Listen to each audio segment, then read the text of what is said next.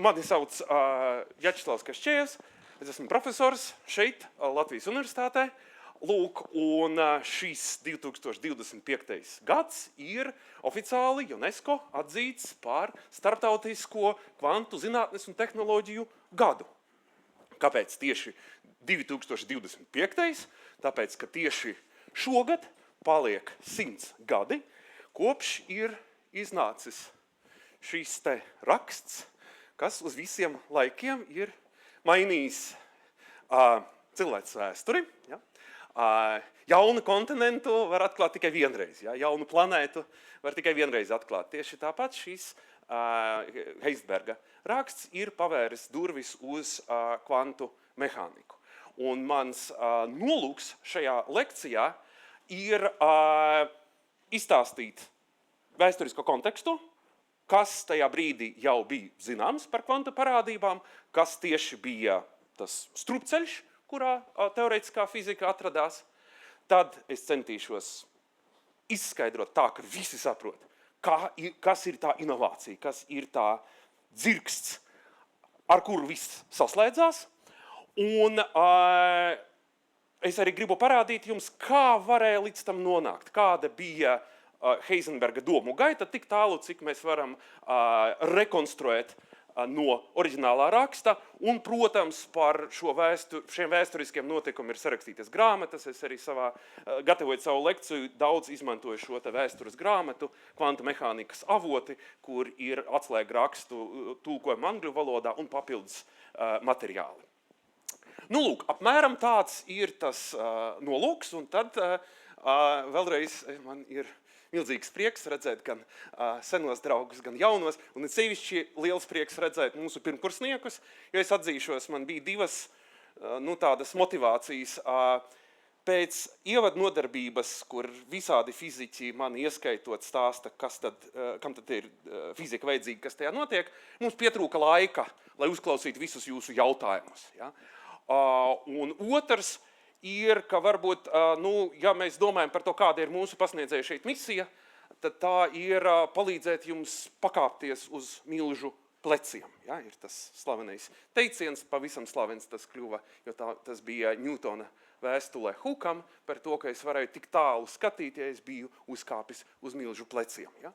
Un otrs iemesls ir ļoti pragmātisks, jo vienīgais veids, kā kaut ko saprast, ir izstāstīt citiem. Un es vienmēr esmu sapņojis saprast Heisenberga oriģinālo rakstu. Lūk, paskatīsimies, kas no tā sanāks. Ja? Tas ir viss, ko es piedāvāju. Nebūs testa, nebūs kontroldarba, tīrā izklaide. Ja? Arī, ja jums paliek slikti, tad droši var aiziet pastaigāties. Ja? Nekādu garantiju nav. Ja? Netiek sniegtas garantijas. Cool. Ļoti labi. Tātad, labākajās šīs universitātes tradīcijās, pirms mēs runājam par fiziku, jāiepazīstas ar galveniem varoņiem, un es gribēju jums parādīt Heisenberga portretu. Lūk, Valters Heisenbergs, ja? Paceliet rokas, kas atpazīst šo Heisenbergu. Ja? Šeit apmēram puse auditorijas, ja, protams, tā ir atsauce uz populāro seriālu Breaking Bad. Šis nav tas W. Heisenbergs, par kuru mēs šodien runāsim. Īstais ir šīs te Werners Heisenbergs. Lūk, Werners Heisenbergs ir tās jaunākās fiziķu paaudzes pārstāvis, kura svaigs skats uz lietām iespējams bija nepieciešams, lai šī te puzle saliktos. Šo rakstu viņš ir uzrakstījis un publicējis 25. gadā. Viņam ir bijis 24 gadi. Ja? Tā, protams, bija ļoti spoža un spēcīga karjera fizikā. Mūsu kontekstē izpratnei tad studējis fiziku viņš Minhenē. Viņa lielais vadītājs bija Arnolds Sommerfelds. Promocijas darbs viņam bija patiesībā par hidrodinamikas tēmu, bet, protams, viņš centās strādāt pie aktuālākiem jautājumiem fizikā. Un pēc Minhenes viņš pārcēlās uz Göttingeni, kas bija matemātikas un teorētiskās fizikas galvaspilsēta, un Vācija tajā laikā bija zinātnes galvaspilsēta. Lūk, un tur viņš ir sācis strādāt ar Maksu Bornu, vēlāk kļūstot arī patstāvīgs privāta docents vācu sistēmā ar tiesībām mācīt studentus un vadīt. Un šeit var izlasīt Maksa Borna atsauksmes par savu asistentu, ja, par viņa izcilajām darbaspējām un par to, kurā vietā Heisenbergs bija, kad strādāja pie šīm te problēmām. Es atkal pirms fizikas vēl gribu vienu tādu kultūras referenci izdarīt. Paceliet rokas, kas atpazīt šo kadru. Ja. To droši vien var atpazīt tikai tie, kas ir redzējuši neseno Hollywoodas lielu filmu veltītu citam teorētiskajam fiziķam Robertam Oppenheimeram, kas aizveda kvantu mehāniku uz Ameriku un kurš spēlēja vēlākos notikumos izšķirošu lomu. Un es pats atceros, ka kinoteātri mani tā mākslinieciski visvairāk uzrunāja šīs moments, kad tiek rādīts, kā Roberts Oppenheimers tiekas ar Nīlu Boru, ja? Un tā vadītājs, stādot priekšā Boram jauno censoni, saka, viņam nav sevišķi labi ar algebru, ja? Un kā viņam būs. Un tas teica, tās ir tikai nošu pieraksts. Ja? Vai jūs dzirdat mūziku, jaunais cilvēks? Lūk. Un pēc visa, pēc kā mēs varam spriest, Heisenbergs noteikti bija jauns cilvēks, kurš dzirdēja mūziku. Pats Heisenbergs ir savās atmiņās rakstījis un visiem stāstījis, ka izšķirošu iespaidu uz viņu ir atstājusi tikšanās ar Nīlu Boru. Nīls Bors tātad ir Dānijā, Kopenhāgenā. Tajā laikā viņš jau ir Nobeļa prēmijas laureāts, viņš ir atslēdz. Mēs iziesim cauri tulīt Bora pienesumam ūdeņraža formulu. Un Heisenbergs no Minhenes aizbrauc uz Göttingenu klausīties Bora lekciju. Un bija viens elements tajā stāstā par jauno Kramers teoriju atomu polarizāciju, pret kuru Heisenbergam bija iebildumi. Iedomājieties, čalim 21 gads, viņš tajā seminārā pieceļas un saka, nē, es jums nepiekrītu, šis nevar strādāt. Ja? Pēc kā tad Bors viņu pasauca uz šo te pastaigu. Ja man izdosies, tiem, kam izdosies visām tehniskajām detaļām izsekot, es varēšu jums paskaidrot arī, kas bija tā problēma, uz kuru norādīja Heisenbergs. Katrā ziņā ir vēl viens mans personisks stāsts, ka Boram bija šāds tikums jaunus censoņus ņemt pastaigās, bet vēsturiski es, protams, ar Boru nepārklājos, bet es pārklājos, labi izstāstīšu, pirms mēs fizikā tiekamies. 2000. gadā es, būdams šīs universitātes students, aizbraucu uz Norditu, uz Nīla Bora institūtu, uz tām pašām telpām, kur Bors lasīja lekcijas, kas tā sacīt Meka, kur uz sienas ir bilde kā tajā auditorija, līdzīgi kā šeit amfiteātris. Ja? Un tur sēž visi tie dižie grandi, kas šo zinātni ir radījuši. Un lekcijas mums lasīja Roberts Šrīfers. Roberts Šrīfers, tajā 2000. gadā viņam bija 70 gadu, vīrs jau sirmiem matiem, ir Šrīfers no Bardina Kupera Šrīfera supravadāmības teorijas. 57. gada janvārī viņš mums stāstīja, kā viņš Ņujorkas metro ir ieraudzījis savu slaveno BCS formulu, kamēr viņa šefs, Bardins, bija prom Zviedrijā, lai saņemtu savu pirmo Nobeļa prēmiju par tranzistoru. Ja? Lūk, un viņam bija deadlines, kamēr neatgriezīsies. Ja nebūs progresa, kad šefs atgriežas, meklējam citu uzdevumu. Un Nīla Bora institūtā pie tāfeles, kurā atbīdās, Šrīfers stāstīja, kā viņš atbrauca 57. gada nogalē, pastāstīt par šo supravadāmību. Un pēc rīta, kā par seminārs uzstāšanās, pēcpusdienā bija brīvāka, kā viņš teica, ar cigāriem un viskiju, un Bors viņu paaicināja un teica, jaunais cilvēks, ejam pastaigāties, jūs man izstāstīsiet par supravadāmības teoriju. Es, protams, tas bija tāds gods, ar lielu prieku, tad Šrīfers 57. gadā saņem tādu pašu atzinību, un tad Šrīfera vārdiem, un tad Bors man izskaidroja, kā strādā supravadāmības teorija tās pastaigas laikā. Lūk, tā kā uzsvars ir tam, ka mūziku var pierakstīt ļoti dažādās nošu sistēmās, izpildīt ar ļoti dažādiem instrumentiem, bet tā ir tā, kas vieno fiziķus cauri paudzēm. Nu, kur tad, un protams, jāparāda arī īstie Borns un Heisenbergs. Šeit jau viņi, protams, ir superzvaigznes, abi 237. Gadā. Lūk, tā, man ir īstenībā pārslēgs. Tātad, kas ir bijis zināms par kvantu parādībām 1925. gadā? Tātad, vienu kvantu mehānikas 100 gadi es jau atceros, kā mēs bijām veiksmīgi nosvinējuši 2000. gadā. Jo tā bija 100 gade Planka formulē, tas ir Plankas starojuma likums. Ir divi spēlētāji. Mēs tos atsevišķus ātomus par viņiem kaut ko varam uzzināt, tikai ja mēs varam ieraudzīt. Primārs ir elektromagnētiskais lauks pie lielām temperatūrām, attiecīgi lielām frekvencēm maksimums ir redzamajā gaismā. Šī formula Saules spektru, piemēram, diezgan labi apraksta.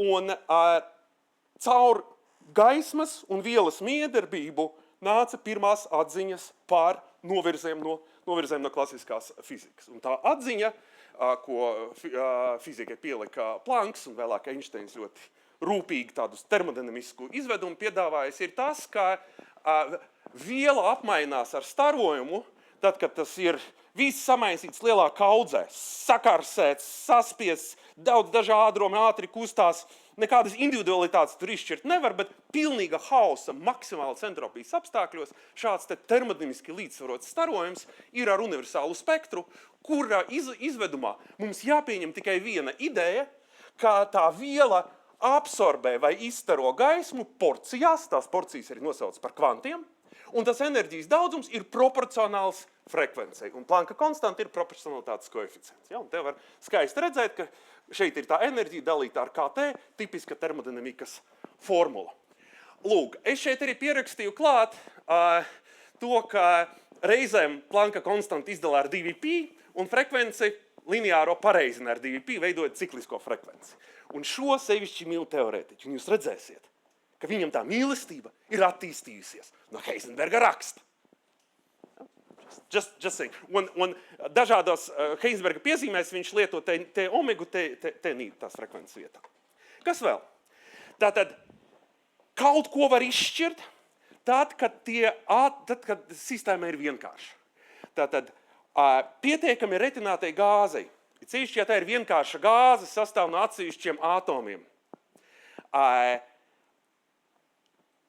Tā var starot gaismu, un tā var absorbēt gaismu. Ja? Tātad, ja es viņu ierosinu, teiksim, ar elektrisko izlādi, tā gaisma, kura nāk no atsevišķiem atomiem, sadalās spektrā, un, protams, lielais vēl 19. gadsimta atklājums, ka tur nāk precīzi spektrālas līnijas. Lūk, savukārt, ja es nolieku gāzi kādai baltai gaismai priekšā, tad tā absorbēs gaismu arī noteikties diskrētajās līnijās. Lūk, un līdz ar to ātomu raksturo specifiskas diskrētas frekvences, pie kurām tiek absorbēta vai emitēta gaisma. Un šis bija veids, kā citējot praktikumu vadītāju Lolitu Podiņu, šeit, kur viņa ir, ja, šādi var ieskatīties ātomu dvēselēs. Ja. Un jums pēc šī semināra būs iespēja ieskatīties ātomu dvēselēs, jo, protams, mums ir ūdenraža gāze, attiecīgi ierosināta, divas telpas blakām, tā kā meklējat Lolitu, ja jūs gribat savām acīm redzēt ūdenraža spektra emisijas līnijas. Un izmantojot šo iespēju, jo šīs fakultātes optometrijas nodaļā jums izskaidros, kādēļ nekāds monitors, nekāda krāsu atveides sistēma nav spējīga parādīt jums tīrās spektrālās krāsas. Ja? Sargājot šo izjūtu. Ja? Ar mani šī izjūta atkal kopš tām dienām, kad es šeit biju students un arī praktikumā izstrādāju šos laboratorijas darbus. Ja? Tā kā mēs solam ūdenraža spektra, specifiskas spektrālas līnijas, un šī bija atslēga, šīs līnijas bija atslēga pirmajam kvantu likumiem. Tātad, te ir frekvence cikliskā tieši tad, kad es esmu uz spektrālās līnijas. Ja? kad notiek ļoti efektīgi tā enerģijas porciju nonāk atomos vai aiziet uz starojumu. Un tika atklāts, ka visas šīs līnijas pakļaujas šādam te kombināciju likumam, ka tās dažādās frekvences var aprēķināt kā starpības starp diviem lielumiem, kas, protams, dabiski šīs formulas kontekstā interpretējams kā enerģijas līmeņi tam atomam. Ja? Un šī ļoti bieži redzēta bilde, tātad ir pirmā kvanta atziņa, ka atsevišķiem izolētiem atomiem ir iespējami diskrēti stāvokļi, katram stāvoklim ir kaut kādas enerģijas, un šo enerģiju kombinācijas mums dod visas iespējamās frekvences. Lūk, tā ir atziņa numur 2. Nākamais bijis Bora atklāsme, kura vēlāk tika vispārināta un attiecināta ne tikai uz ūdeņraža spektra pamatstruktūru, bet arī sīkstruktūru ar relativistiskām korekcijām, bet tālāk par vienu elektronu ar šo teoriju tikt uz priekšu nevarēja. Un tas ir tā saucamais Bora-Zomerfelda kvantēšanās nosacījums. Tagad es iesākumu būšu ļoti lēns un uzmanīgs, te ir kaut kāds integrālis ar aplīti, nozīmē, ka mēs integrējam pa vienu periodu. Tātad Bors pielika klāt 2 likumus. Viens bija tāds, ka tajos diskrētajos stāvokļos, ko mēs novērojam, ir noteikta orbīta. Ja, man ir kaut kāds koordinātas atkarība no laika. Lūk, bet ir iespējams, tiek atļautas tikai tās orbītas, kurām ir spēkā šīs nosacījums. Tas patvaļīgs nosacījums. Tas bija viņa kvantēšanās nosacījums. Lai viss, kas parādās šādā te uzlīmētā veidā, tas ir izkopēts no Heisenberga raksta. Ja? Tas nav tādā oriģinālā formā, bet lai jūs no viņa nebaidītos. Šī ir ļoti jauka, šī ir ļoti mīļa formula. Jo kas varbūt visvienkāršākā orbīta? Pareizi, apaļa. Nu, ja būtu 1910. gads Nobeļa prēmija, ja? Nobeļa prēmija, protams, tikko atklāja Rutherforda eksperiments, ka centrā ir ļoti, ļoti blīvs kodols, tad ir elektroni, ja, tas viss bija ļoti aktuāli pirmajās 20. gadsimta 10 gadēs. Tieši tā apaļa orbīta. Ja? Un kā par apaļu orbītu Kulona spēka iespējā var kustēties elektrons, ja, ne, ar vienmērīgu leņķisko ātrumu. Ja? Precīzi planetārais modelis, kā Zeme ap Sauli, tā elektrons ap kodolu. Un tad šajā formulā, tātad solīt pa solītim, kā mēs viņu lietosim, tas ir pavisam vienkārši. Tā ir profesora Barinova fizika 1, ja? P, es ļoti atvainojos, vai kāds no, es arī redzu pašu profesoru Barinova, kāds no Barinova studentiem, pasakiet, kā jūs saucat lielumu P viņa lekcijās? Kustības daudzums, bingo! Jūs viņu saucat kustības daudzums, un tas ir MV, un tas ir M reiz koordinātas atvasinājums pēc laika. Lūk, tie no jums, kas sekmīgi nokārtos profesoru Barinovu kursu, nonāks pie manis kursā klasiskā mehānika, kur mēs šo kustības daudzumu sauksim par impulsu. Tas tiešām ir sinonīms. Impulss. Ja? Un kur mēs atvasinājumus apzīmēsim ar punktiņiem virs lieluma. Ja? Līdz ar to šī formula jūs var neizbrīnīt. Vēl tajā teorētiskās mehānikas kursa, ne jau tikai tāpēc, lai pārsauktu citādāk kustības daudzumu par impulsu, es jums stāstīšu par to, ka vispār jau mehānikā var impulsu vispārināt, un tad arī koordināti var vispārināt. Un viens no vispārinājumiem ir tad, kad man šī te kustības daudzuma vai impulsa vietā ir lielums L, kurš L atpazīst no Barinova lekcijām vai kā citādi dārgie fiziķi, jo lekcijas nosaukumi bija no fizikas fiziķiem. Ja? Jūs arī drīkst varbūt ne fiziķi, ja? Bet tie, kas zina, kas ir L. Leņķiskais kustības daudzums. Nu, šis ir kaut kas jauns. Ja? Leņķiskais moments. Ja? Jā. Tas L ir vienkārši M V reiz R. Ja R man te būtu konstants, tas ir L. Lūk. Un savukārt, lai viņam atbilstošā vispārinātā koordināta, ja tas ir leņķiskais kustības daudzums, ja leņķiskais impuls, ir leņķis. Ja? Tāpēc, ja es šajā jau vēlāk Zomerfelda vispārinātajā formulā ielikšu oriģinālo Bora ideju, to integrāli te nav ko integrēt, es leņķi nointegrēju pa noslēgtu, aplīts nozīmē pa noslēgtu orbītu, es iegūstu 2pi, 2pl vienāds ar hn, tātad ar 2pi izdalām lekuru svītrota konstante, un šī ir tā ideja, par kuru Bors dabūja Nobelprēmiju. Šī ir, viņš uzminēja, ka jā, leņķiskais moments ir vesels daudzkārtnis no svītrotām Planka konstantām, tās būs tās atļautās orbītas, kā viņas toreiz sauca. Ja? Mūsdienas valodā stacionārie stāvokļi. Lūk, un ja šo ievieto mehānikas formulās, kura pirmajam kursam jau ir zināma, un sarēķina, kāda ir veselam skaitlim n atbilstoša enerģija, iegūst Bora formulu. Ja? Tā spektrāla līnija, uz kuru jūs aicināšu skatīties, pakļaujas šai formulai. Ja? Mēs actually liekam mērīt, kurš ir tas ierosinātais stāvoklis un kurš ir tas pamatstāvoklis, kuri atbild šai formulai pēc tās frekvences un šīs Bora formulas vai šos divus veselos skaitļus atpazīt.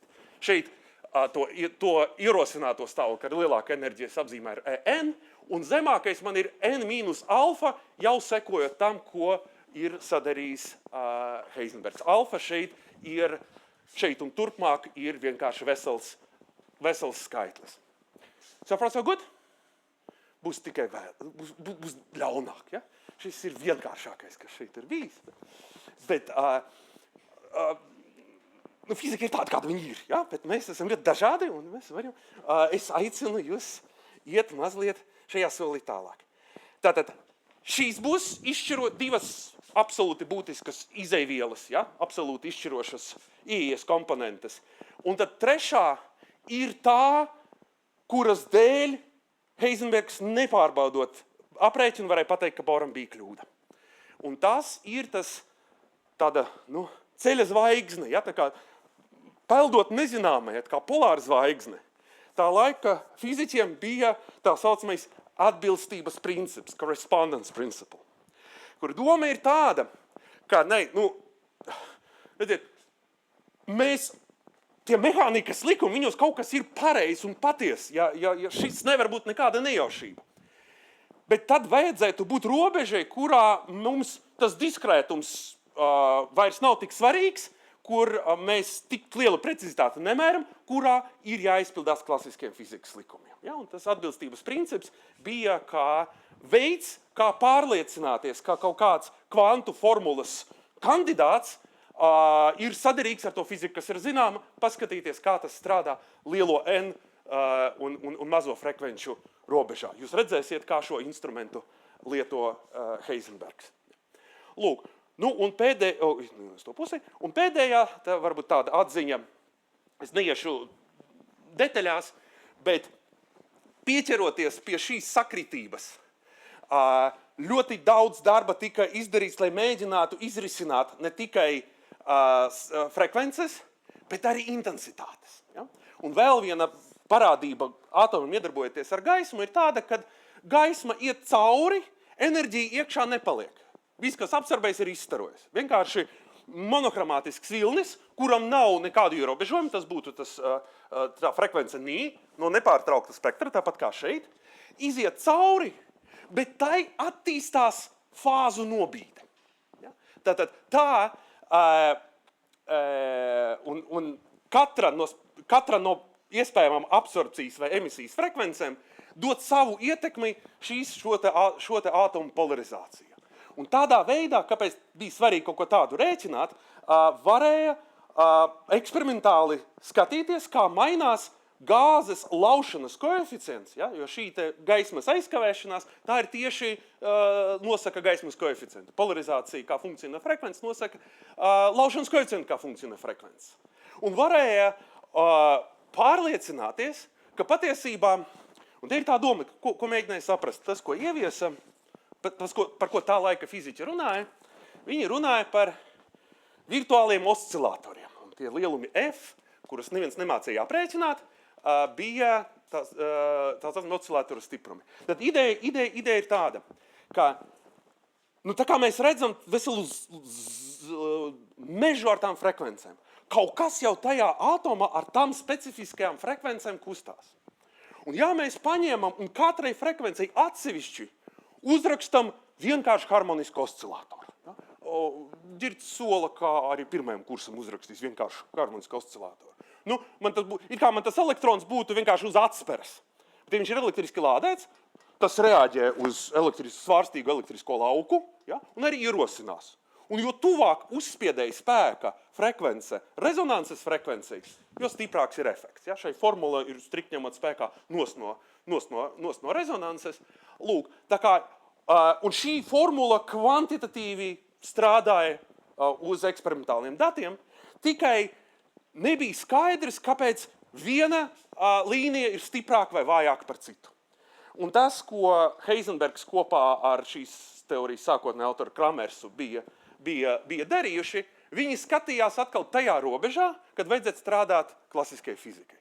Kad es varu šo te kustību aprakstīt ar Keplera orbītām un izrisināt tad tajā robežā dispersijas sakarības, un tajā robežā viņam bija izdevies šos te oscilātoru stiprumus iegūt no harmoniska oscilātora vienādojumiem. Tā vienkāršot. Tad, ja jūs šo nesaprotat, ir ok. Ja, mums absolūti nav jāzina viss, ko zināja tā laikmeta fiziķi, lai sapratu to fiziku, kas mums vajadzīga šodien. Ja? Un izšķirošais ir tas, ka Heisenberga raksta nav nekā par gaismu, ir tikai par kustību. Jo tas nosaukums arī, varbūt vēl pilnīgi, nosaukums ir slavens. Ja? Šeit ir vācu vārds Umdeltung, es vācu valodu nezinu nemaz. Ja? Mans labākais iztulkojums ir kinemātikas un mehānikas likumu jaunā jēga kvantu teorijā. Ja? Tā kā reimagining. Ja? Tā kā likumi, jūs redzēsiet, paliek tādi paši, nu vismaz attiecībā uz mehānikas likumu, kinemātikā ir tas, kas bija jāpalabo. Kvantu mehānikas gaismu. Un šis ir pazīstams kā Umdeltung raksts. Ja? Lūk, tad kas tad ir šī te pārinterpretācija vai šī te iztēle? Un šeit ir tā kā centrālais slaids, centrālā ziņa. Kas ir tas, ko mēs atrodam? Ja? Lūk, Heisenbergs zināja, ka uz mehānikas likumu var paļauties. Nu, nevelti Boram viss sagāja. Viņus nedrīkst aiztikt, viņi jābūt patiesiem. Bet kaut kur ir vaina, jo tas frekvences ir vairāk nekā. Kur ir tā vaina? Un šī ir otrā un pēdējā reize fizikā, ka kāds pačakarējot kinemātiku ir atklājis pareizu fiziku. Ja? Pirmais bija Einsteins, un otrs ir Heisenbergs tieši šeit. Viņš saprata, ka problēma ir tajā, tad viņš apskata N to ierosināto stāvokli, ir fiksēts N, atoms ir tajā ierosinātajā stāvokli, jautājums, kā elektrons kustās. Jebkādi mēģinājumi kaut kā uzrakstīt formulu tam X no T ir strupceļā. Lūk, klasiski, un tā domāšana visu laiku ir iedvesmota, ka mums ir viens gals, kurā strādā. Klasiski man X no T ir periodiska funkcija. Nu, vajadzētu būt tā, ka periodiskai funkcijai viņu var izvirzīt rindā un uzrakstīt šeit tādā ar kompleksiem skaitļiem uzrakstīta Fourier rinda. Ja? Pēc pamat frekvences un vienmērīgas harmonikas, sanumrētas ar to indeksu alfa. Savukārt, precīzajā, vispārīgajā gadījumā, viņš no viena lieluma šīs rindas summas, viņu vairs nekad nesummē un skatās tikai uz koeficientu kopu. Tātad tā ideja ir tāda, stacionārajā stāvokli N, manu kustību raksturos vesels lērums ar amplitūdām. Un viņš uzstāja, ka mēģinām noformulēt kinemātiku, uzskatot šīs amplitūdas par primāriem jēdzieniem. Es nevaru atbildēt, kas ir tāds X no T, liekam viņu mierā. Bet pēc analoģijas ieviešam amplitūdu kopu katram stāvoklim. Redzat, ka man ir parādās divi indeksi, N un N mīnus alfa. Šī ir centrālā doma. Bet, forši tā pateikt, bet tad man vajag saprast, kāda ir matemātika. Ja? Atkal pirmais kurs, cītīgi mācās, es dzirdu no kolēģiem, ja, no profesoras Ingrīdas Uljānes, profesora Jāņa Cīmura, ka jūs cītīgi protat diferencēšanu, ja, un reizināšanu tādas lietas. Tas, ko izrisina un postulē, ja, to, mēs tam iziesim cauri, to domu var saprast, kādā veidā divu lielumu amplitūdas ir jākombinē trešā lieluma amplitūdā. Ja es gribu sareizināt divus lielumus, tad man ir jāveic šī te reizināšana. Un šī, protams, arī kaut kas, ko var atpazīt šodienas students, ko atpazina uzreiz. Pats Heisenbergs nezināja, kas tas ir, bet Maks Borns bija klausies matemātiķu lekcijas par matricām un atpazina matricu reizināšanas likumu. Tātad, mēs lietojam koeficientus ar diviem indeksiem, saucam viņus kā vēlamies par kvantu amplitūdām x vietā. Un tad, kad mums vajag x kvadrātā, mēs sareizinām šādi. X kubā vēlreiz sareizinām. X ceturtā, X piektajā jau var visas pakāpes. Tad jau var rindu sasummēt. Ja? Veidojas tāda matemātiskā analīze. Kā rēķināt funkcijas no šādiem xiem. Tā ir kinemātikas pārinterpretācija. Un ko mēs darām? Mēs liekam šādus xus iekšā vecajā, labajā, mūžīgajā Ņūtona vienādojumā. Ļoti laba ziņa. Ja? Barinovs māca mūžīgās patiesības. Arī kvantu mehānikā izpildās otrais Ņūtona likums. Ko jums arī neteikt par pretējo? Ir tik daudz neizpratnes un pārpratumu. Nē, otrais Ņūtona likums pareizi pārinterpretēts. Perfekti strādā. Tagad krietni lielāks čakars aprēķināt F no matricas. Bet to, man liekas, vismaz es redzu arī dažus datorzinātnes pārstāviši, to viņi dara vienkārši, tā kā vēl pirms pamodušies, ja, viņi izkalkulē funkciju no matricas, izvirzot to rindā. Jāpamaina matemātika, fizika paliek nemainīga. Tā ir tā Bora ziņa. Fizika paliek nemainīga. Pārāk daudz, pārāk labi strādā. Lūk. Bet arī ar šo vien nepietiek vienādojumu. Jo mums līdz šim bija vajadzēja, jo viņš ir uz pilno klapi, pilna banka. Mums vajag vienādojums, no kuriem var aprēķināt šīs te frekvences, bet tagad parādās, ka vajag aprēķināt arī amplitūdas. Un ar vienu vienādojumu vairs nepietiek, lai aprēķinātu gan frekvences, gan amplitūdas. Turklāt ir kaut kas, ko visi, man ieskaitot, jums mācīs, ja jūsu kvantu formulā nav Planka konstantas, tā nav kvantu formula. Ja?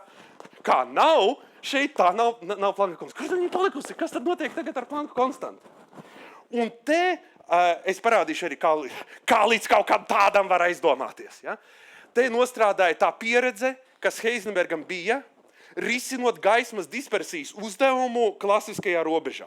Un uz to brīdi jau tās spektrāla līnijas šķietinot, jau bija izdomāts triks, kā tad, kad tu zini klasiskās robežas formulu, kā viņu dabūt atpakaļ uz kvantu. Šis ir absolūti svarīgākais nākamais punkts, uz kurien mēs dodamies, kā kaut ko tādu var sarakstīt. Bet tā tēze, kur es šobrīd šeit izdaru, ir tāda, ka ar šiem diviem vienādojumiem, kas ir pareizi izprasti kā amplitūda reizinājumi ar šo reizināšanas likumu, var izrisināt visu kvantu mehāniku tādu, kādu mēs viņu zinām. Un tad, ja kā atvērās, tad kām neskarās klāt, visu varēja beidzot. Tad, ja beidzot ir pareizi pamat vienādojumi. Tas ir absolūti fantastisks. Lūk. Labi, laiciņš vēl. Varbūt ir kāds jautājums vai pamudinājums vai. Jā, yes, sir, Ernest, lūdzu. Kā tieši tika iegūta apakšējā formula? Kas tieši? Sorry? Kā tieši tika iegūta apakšējā formula? Next slide. Jā. Ļoti labi. Šis viss ir appetizers, ja? Te kādi grib pamatēdienu, bet, protams. Ja? Tātad tagad nākamais ēdiens ir, kā varēja šo izrisināt. Ja? Es pateicu, ko izrisināju, tagad es parādīšu, kā varēja izrisināt, un pēdējais gardēžiem. Ja? Var atteikties, bet gardēžiem saldējā, kā šīs formulas izskatās modernajā kvanta mehānikā. Ja? Tātad, kā līdz šim varēja izdomāties, ko viņš izdarīja? Tātad, es jau runāju par to ideju, ka mums būs harmonikas, ja mēs ejam klasiskajā robežā. Un to var paskatīties šeit. Ja? Es pareizinot un izdalot ar alfa, šeit varu saskatīt, tā kā ja es uzskatītu kā alfa, nevis vesels skaitlis, bet tiecinātu viņu uz nulli, šeit būtu atvasinājums. Un šis būtu mans klasiskais tuvinājums, kurā man ir viena konstante, tā ir tā, ko Heisenbergs līdz nākamajās formulēs apzīmē ar omega n, reiz alfa, tās ir kā reiz diskrētās harmonikas tai vienai orbītei. Tajā x no t eksistē, un viņu var rakstīt kā Fourier rindu. Rakstam viņu kā Fourier rindu, un kāpēc es neizmantoju slaidu pārslēgu, es nevaru jums izskaidrot. Lūk, tad tas, ko es varu izskaidrot, ir, kā varēja līdz kaut kam aizdomāties. Tātad, ja strādā klasiskā mehānika, tad man ir summa ar kaut kādām amplitūdām no veselām harmonikām, summa pēc veseliem skaitļiem. Kā vajag reizināt divas rindas? Paņem un reizina, ja? Kur lielumam A ar indeksu alfa, lielumam B ar indeksu beta, dubultā summa. Un šajā dubultajā summā man būs visas iespējamas šo frekvenču kombinācijas. Un ja es gribu atrast, kurš tieši loceklis no šīs dubultās summas dod konkrēto frekvenci gamma omega n, tātad to gamma harmoniku, tad man ir jāpielīdzina. Ja man ir jāatrod tieši šāda pati frekvence šo divu frekvenču saskaitīšanā. Ja? Tātad frekvences saskaitās, un no frekvenču saskaitīšanās man sanāk, ka vienīgais loceklis, kas no šīs summas dod ieguldījumu lielumā C, ir tad, kad beta ir vienāds, pēc algebras, gamma minus alfa. Tādā veidā es iegūstu arī šodien korektu formulu koeficientiem starp divu rindu reizinājumiem. Ja? Lūk, klasiskajā izvedumā šī frekvence šeit noisinās. Kvantu izvedumā, šī ir tā motivācija, šis ir uzminējums. Ja? Frekvences tik vienkārši nenoisinās.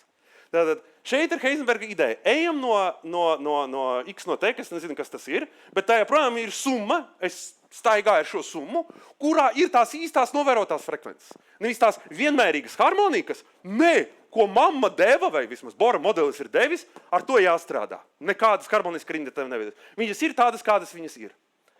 Bet es joprojām varu uzdot jautājumu, kā man vajadzētu divas šādus lielumus reizināt. Ja es pareizināšu ar lielumu B, kuram ir kaut kādi indeksi X un Y, un tagad ir divi indeksi viena vietā, jo frekvence ir divi indeksi, ierosinātais stāvoklis, apakšējais stāvoklis. Tad vienīgais veids, kā es kreisajā pusē varu iegūt šo frekvenci, ir kombinēt ar šo un šo. Bet par šīm mēs zinām, ka viņas sadalās pēc kombinācijas likuma par tām enerģijas starpībām. Tādēļ es varu šo dabūt tad, kad man ir attiecīgi šīs noisinās ar šo, un šīs ir identisks šim. Ja? Tas ir tas minējums, kas motivējis Heisenbergu uzrakstīt šo te formulu, kas ir amplitudu reizināšanas likums. Tātad tā ir pirmā daļa no divām. Šādā veidā viņš motivē to amplitudu reizināšanas likumu, kinemātikas pārinterpretēšanu. Maza atelpas pauze, pirms mēs ejam pie tā, ko Ernests ir pasūtījis, kā to otru formulu var izrisināt.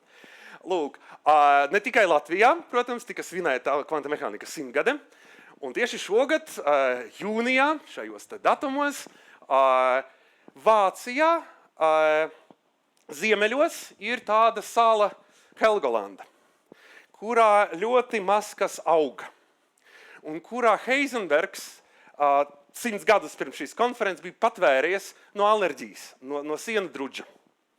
Un, ziniet, tas tā kā postdoks, kuram ir jāvada studenti, jāraksta viens raksts, jāraksta otrs, beidzot varēja no visiem aizbēgt un kārtīgi padomāt. Ja? Lūk, un šeit ir citāts no viņa vēlākiem komentāriem par šo, es viņu atļāvos iztulkot, ka viņam sagāja, viņš sajūta, ka viņam sagāja. Viņš ieraudzīja, ka enerģija ir nemainīga laikā. Enerģija ir nemainīga laikā. Un ko tas nozīmē, mēs tūlīt redzēsim. Bet viņš pirmkārt atbrīvojies no sienadruģa un jau braucot no Helgolandes rakstīja Pauli, ka man ir sagājis, nezinu vēl, kas no tā būs, un pēc mēneša tapa šīs raksts. Ja? Un šī konference ir absolūti modernajā kvantu zinātnē. Ja? Lūk, jo vairāk vārdus jūs atpazīstat, jo vairāk jūs apgrozaties modernajā fizikā. Lūk, tātad, te jau man nav pat daudz jāpārinterpretē. Es varu tiešā veidā kopēt formulas no herra Heisenberga. Tātad, sākam klasiskajā daļā, kuru viņš zina ļoti labi. Tātad, šis joprojām ir šis x no t, klasiskā fizika rullē, kur izvirzījums rindā. Kur ir atvasinājums, mums vajag impulsu, ļoti atvainojas, kustības daudzumu. Paņēmam atvasinājumu, eksponenti ir viena bauda atvasināt. Ja? Šeit ir jāsareizina, lai dabūtu mx ar punktu kvadrātā. Ja viņš tajā Bora integrāli pāriet no x uz integrālis uz t, ātrums ir kvadrātā. Lūk, tikko mēs ar jums tikām skaidrībā, kā reizina divas Fourier rindas.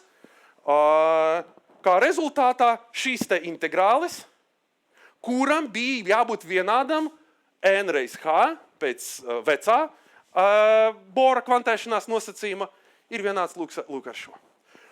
Lūk, ja, tad tas ir šis nosacījums. Šis te tiek dalīts ar nh. Šis ir tas solis, ko viņš izliek. Tas ģeniāls tveriens šeit ir tāds, ka patiesa atbilde ir, ka tas integrālis ir vienāds ar n plus konstante reiz Planka konstante. Šī formula ir precīza tikai klasiskajā robežā, kad n ir liels. Un tādēļ viņš paņem atvasinājumu pēc n, jo visa tā klasiskās robežas ideja, ka n kļūst nepārtraukts mainīgais, pēc viņa var atvasināt. Kā būtu, ja es šo atvesinot pēc n, man ir jābūt precīzi Planka konstantei.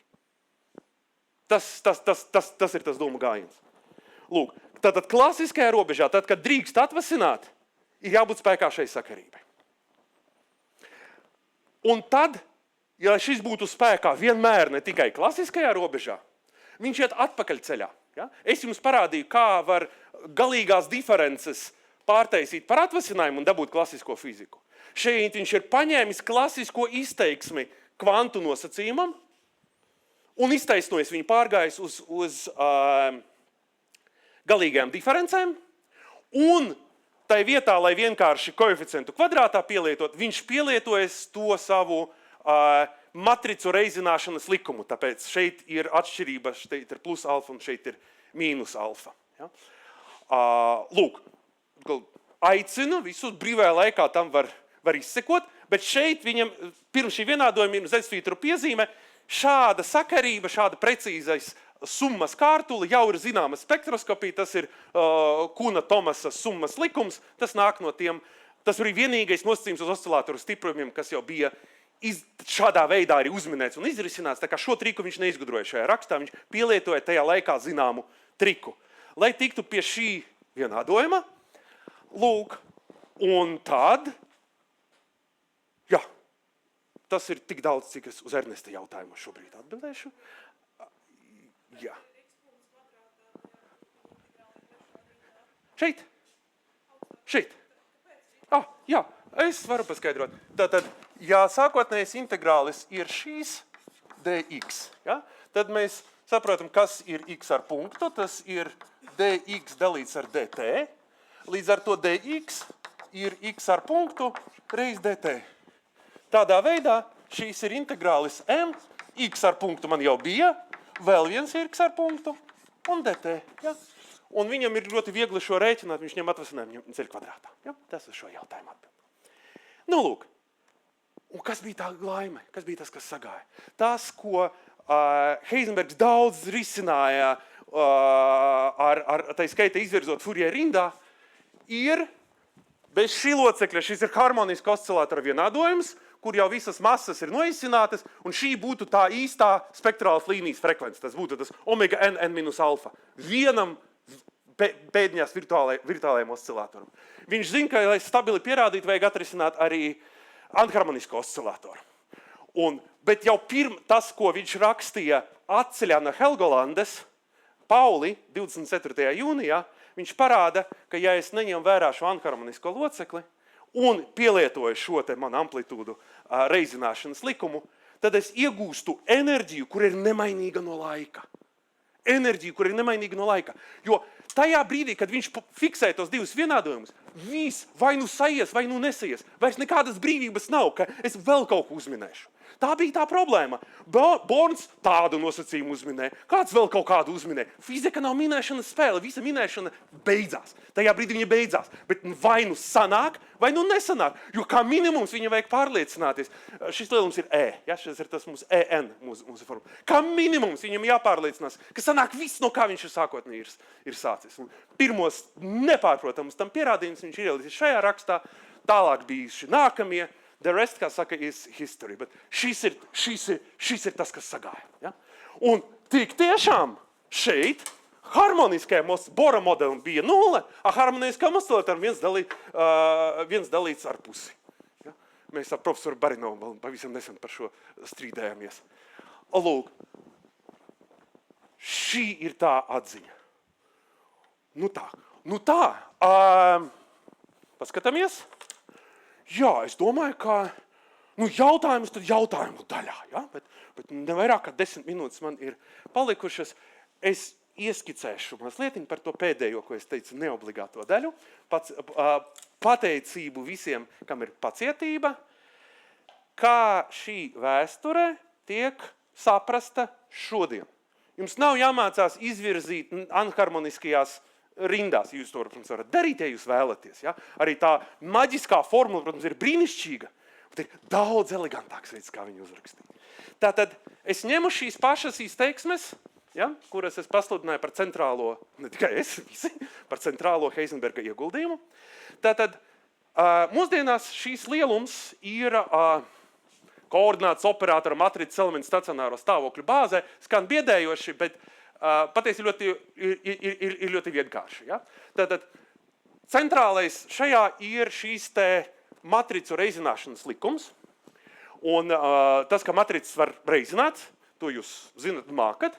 Uz matricu var skatīties arī kā uz abstrakta lielumu, kurus apzīmē ar jumtiņiem. Tādu konkrētu inkarnāciju. Heisenbergs ekskluzīvi strādāja tajos stacionārajos stāvokļos, var strādāt arī citos, bet mēs paliksim stacionārajos stāvokļos. Tajā, ja es esmu nofiksējis tā saucamo bāzi, tad skatos uz matricas elementiem tikai enerģijas stāvokļu bāzē, tas ir ekvivalenta operators vai matricas elements. Bet Heisenbergam tātad šī ir tā amplitūda U, un tā atkarība no laika ir ļoti vienkārša. Un šeit es mūsdienās neraksta omegu, kas atkarīga no diviem lielumiem. Omega ir vienkārši enerģija dalīta ar Planka konstantu. Tā nebūs pārējais frekvence, šī būs pārējais frekvence, bet mēs nerunājam vairs par gaismas izstarošanu vai absorpciju, mēs runājam par pašu atomu kustību. Ja? Tātad no šīs vietas omega n ir vienkārši saīsinājums stāvokļa n enerģijai. Ja? Tagad šis ir modernais apzīmējums. Ja? Un reizēm, ja es gribu var lietot arī prikusīgs. Tūlīt lietosim. Šis slaids arī kaut kur pirms lekcijas bija izgaismots. Te vēl ir viss. Te ir viss. Ja? Tātad, Ņūtona, Hamiltona, Barinova vienādojums. Ja? Tādā tradicionālākā forma, kas ir spēks.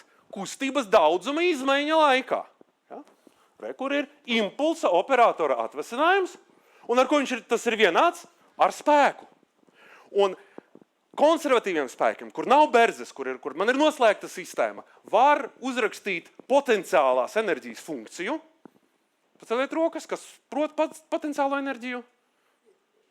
Pārbauda, ka visi vēl ir dzīvi, kas ir zālē, ne visi ir dzīvi, tiem, kas skatās ierakstā, bet netika nekas garantēts. Šī būs tā spēka funkcija, kas ir Heisenbergam, un tajā ir jāliek iekšā X tā kā mainīgā, pēc kuras es atvasinu šīs te operators. Ja, tehniski es varbūt esmu ierobežots, es varu tikai izvirzīt kaut kādā pakāpi rindā, bet es varu F rēķināt no operatora X. Un savukārt impulsa operatora saistībā ar koordinātas operatoru ir tāda pati. Tādēļ jūs reizēm dzirdat, ka kvantu mehānika aizstāja koordināti un impulsu ar operatoriem. Ja? Tā kā ar parasto algebru, kurā x reiz p minus p reiz x nepietiek, vajag tādu algebru, kura nav komutatīva. Mēs tūlīt līdz tam arī aiziesim. Bet šie vienādojumi ir spēkā operatoriem. Nosacījums. Planka konstante. Kā viņu atšifrēt? Patiesībā ļoti vienkārši. Mums jau jebkuram operatoram ir gatava atkarība no laika. Šeit vai būtu x vai p vai kaut kas cits, tā atkarība no laika nosaka tikai tās frekvences, kuras eventuāli man jāatrisina, bet es pieņemu, ka es viņas zinu. Līdz ar to es varu vienkārši paņemt un atvasināt šo te x matricas elementu un tādā veidā iegūt p matricas elementu. Tad p matricas elements stacionārajos stāvokļos ir proporcionāls x matricas elementam ar proporcionalitātes koeficientu, kuru nosaka tieši šīs eksponentes atvasinājums pēc laika. Bet atkal atvasināt eksponentu, paprasiet kaut ko vienkāršāku. Ja? Ir vieglāki, easy punkti jūsu matanalīzes eksāmenā, kas jums ir priekšā. Un tā priekšā parādās šī te frekvenču starpība, kura te figurē arī Heisenbergam. Un ja jūs rūpīgi ievietojat, un te A ir tas, kas citā raksta vietā bija U, tā ir tieši tā amplitude, tas ir tieši tas matricas elements. Un ja jūs uzmanīgi šo te jums zināmo fiziku un šo te sakarību ievietojat iekšā, tad šis vienkāršojas par šāda operatora reizinājuma matricas elementu stāvokli N. Ja? Un te, protams, es to summu, no tās summas esmu atbrīvojies, ja? Jo, ja man ir divu operatoru reizinājums, es vienmēr varu iespraust šādu identitāti. Šis ir vieninieks, ja? Tā kā šis ir diagonāla matrica. Ja? Un tādēļ summa pazūd, man ir divu operatoru reizinājums, kurš ir nekomutatīvs. Un šo soli Borns saprata tai pašā mēnesī. Viņš saka, wow, oh my God, kas tas ir? Un braucot vilcienā uz Vācijas fizikas biedrības sanāksmi, saprata, viens bija taču ar matricam. Yes, saprata, ka tās ir matricas. Mēģināja izstāstīt Pauli teica, liecies mierā, man tā jūsu Göttingenes teoretizēšana nepatīk, jūs te tādu matemātiku savedīsiet. Kopš tā laika tik daudz fiziķu, kas nemācās pareizu kvantu mehāniku. Šī ir patiesība, neatkarīgi no tā, kā mēs viņu izsakām. Šī ir viena no lietām, kā viņu izteikt, tas ir ļoti slavena komutācijas sakarība, šeit precīzāk būtu vēl tik reizināšanas operatoram. Un tagad noslēdzot apli, ko mūsdienās un uz visiem laikiem sauc par Heisenberga vienādojumu. Šīs pārtop šādā elegantā izteiksmē. Un tā ir algebra. Tagad var spēlēties. Tie no jums, kam patīk spēlēties ar algebriskām izteiksmēm, jūs varat parisināt tālāk. Ja man ir x ar p, man ir vieninieks. Kas būtu, ja man ir x kvadrātā ar p? Ja? To jau var tālāk atrisināt. Un tālāk. Un izrādās, ka ja es komutēju p ar x pakāpe n, es iegūstu x pakāpe n minus 1 un n ir priekšā. Precīzi kā atvasinājums. Komutēšana ar mīnus p operatoram izdara to pašu, ko atvasinājums. Mums šeit ir atvasinājums. Hei, šo atvasinājumu var uzrakstīt ļoti elegantā formā. Un ieviešot funkciju H, kas ir par godu Hamiltonam, jo klasiskajā mehānikā kinētiskās un potenciālās enerģijas summa ir Hamiltona funkcija, Parino mehānika tā ir vienkārši pilnā mehāniskā enerģija. Arī pilnai mehāniskā enerģija ir savs operators, šeit viņš ir. Ja? P ar P vienmēr komutē, bet P ar V no X, kā nu viņš komutē, tas iedos šo atvasinājumu. Šīs ir dinamikas vienādojums Heisenberga mehānikas formulējumā. Un, ja jūs izdarat šo pašu, tas prasīs laiku, lai saprastu. Tu nevar tā vienā minūtē. Oh my God, bet izbaudiet šo. Ja? Šis ir, tas mums dod šo te pirmo vienādojumu. X atvasinājums.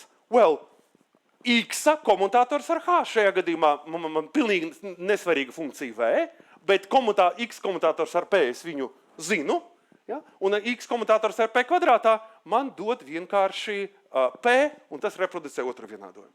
Un šie būdami Hamiltona vienādojumu sistēmas divi saistītie vienādojumi Heisenberga mehānikā izskatās vienādi. Un patiesībā jebkuram operatoram viņa atkarība no laika ir tā operatora komutators ar Hamiltona funkciju. Tā ir kvantu mehānika Heisenberga ainā. Es atcerēšos to, kā izskatās šī auditorija. Un pēdējais, jo paceļiet rokas, kas ir mācījušies par Schrödingera vienādojumu. Schrödingers, arī vācietis, ja? Kuram bija baigā škrobe, kas šie visu atkoduši. Viņam jau bija ideja par viļņu mehāniku. Un viņš grib, un viņam visas šīs algebras nepatīk. Un viņš cītīgi strādāja, lai pierādītu, ka viņam ir pareizā kvanta mehānika. Un bija, un sagāja, un Schrödingera vienādojums, un visu atrisināja.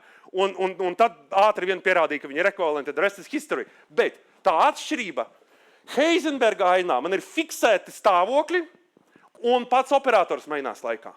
Bet es varu to attīstību laikā pārcelt uz stāvokļiem. Un paziņot, ka operatori ir fiksēti. Schrödingera ainā operatori ir fiksēti, bet stāvokļi mainās laikā. Kas tie tādi stāvokļi ir? Tie ir vektori. Ja operatori ir matricas, tad šie ir vektori. Un es tad varu to atkarību no laika, atkal, ja tas ir tas stacionārais stāvoklis, atkarība no laika ir triviāla, tas mums bija iepriekšējā slaidā. Lūk. Un es varu no Heisenberga vienādojumiem parādīt, ka šiem vektoriem reizinātiem ar enerģijas operatoru jābūt nemainīgiem. Tas no tā otrā vienādojuma seko. Līdz ar to šeit ir tā eksponentes atvasināšana, visa netriviālā fizika tajā, ka es zinātu, kā mans enerģijas operators darbojas uz vektoru. Bet šeit šis joprojām ir tāds abstrakts lielums, es viņu nevaru uzrakstīt kā vienādojumu. Un tad tas nākamā ideja ir tāda, man nav vienmēr jāstrādā tikai ar stacionāriem stāvokļiem. Pieņemsim, ka ir citi stāvokļi, kuri ir lineāra superpozīcija. Un nosauksim šīs superpozīcijas koeficientus, lai dabūtu stāvokli X. Ko tas arī nenozīmē? Man vajag sasummēt lineāru kombināciju ar stacionāriem stāvokļiem. Šīs ir tās, ko Schrödingeristi pazīst kā viņu funkciju, un šīs ir tās, ko Heisenbergeristi vai pareizāk, ko Dirakisti pazīst kā kvantu. Heisenbergs sauc par kvantu amplitūdu, Diraks un von Neimans nosauktu par stacionārā stāvokļa projekciju uz koordinātu bāzi. Tā ir tā kā bāzes maiņa. Un ja jums māca lineārajā algebrā bāzes maiņu, jums māca kvantu mehāniku. Ļoti cītīgi kārtojot savu lineāru algebru, jums māca kvanta mehāniku. Tas nav nekas cits, kā matricas mehānika, vektori, bāzes maiņa, ļoti svarīgi, ļoti relevanti, cīši AI laikmetā. Kvanta amplitūdas, lūk. Un tad es zinu, ka datorīci vidēji ir spējīgāki par fiziķiem diskrētajā matemātikā. Varbūt mūsdienās Heisenbergs būtu bijis datorīcis. Bet fiziķi ir spēcīgāki par datorīķiem nepārtrauktajā matemātikā. Jums patīk nepārtrauktā matemātika, tad jūs varat pārliecināties, un ir droši vien diezgan saprotami, ka reizināt ar X un atvesināt pēc X nav komutējušas operācijas. Ja es vispirms atvesinu, tad reizinu, ir citādāk, kā es vispirms reizinu, pēc tam atvesinu, jo vēl X jāatvesina. Un no tā X atvesinājuma man kaut kas paliek pāri. Tātad ar X kā normu bez jumtiņu, normālu mainīgo, un atvesinājumu es varu sakombinēt lielumu, kurš strādā tieši tāpat kā impulsa operators. Un tad es varu strādāt ar šīm te amplitūdām, kā viņas sauc, koordinātas reprezentācijā. Tad mana Hamiltona funkcija ir arī izsakāma kā funkcija no X un atvesinājuma pēc X. Ja? Un šeit parādās mana Planka konstante, tāpēc, ka komutatorā sēž, komutators ir šeit ielikts Heisenberga otrajā sakarībā. Un šīs divas lietas saliekot kopā, jūs iegūstat tātad uz stacionāro stāvokļu sadalības pa koordinātas amplitūdām. Tas ir stacionārais Schrödingera vienādojums. Un savukārt nezināmā kvantu stāvokļa, kurš varbūt ir nestacionārs, attīstība laikā ir nestacionārais Schrödingera vienādojums. Un man otrajā vienādojumā trūkst mīnusa zīmes, par ko es atvainojos, jo tas jau ir tapis steigā. Jā, Ernest?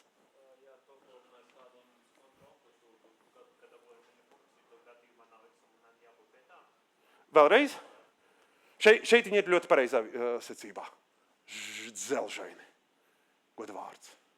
Jā. Šeit nav kļūdas. Jā. Par visu kaut kur citur ir, bet šeit... Jā. Kas šeit ir nebūtu rakstījis, šeit nav kļūdas, ja? Jā, ļoti labi. Tā ir vajadzētu būt, ja? Ka šeit kaut kur beidzas un sākas kaut kas jauns. Ar ko es arī apsveicu visus klātesošos par jūsu pacietību, ka jūs pieciešat mani Heisenbergu un kvantu mehāniku. Un, uz šī slaida, kurā ir intriga, ja? Ir kļūde vairāk nekā mīnusa zīme šeit. Lūk, es arī nostāšos tur, kur mani var redzēt. Jā, liels paldies! Semināra pirmā daļa ir beigusies. Urā!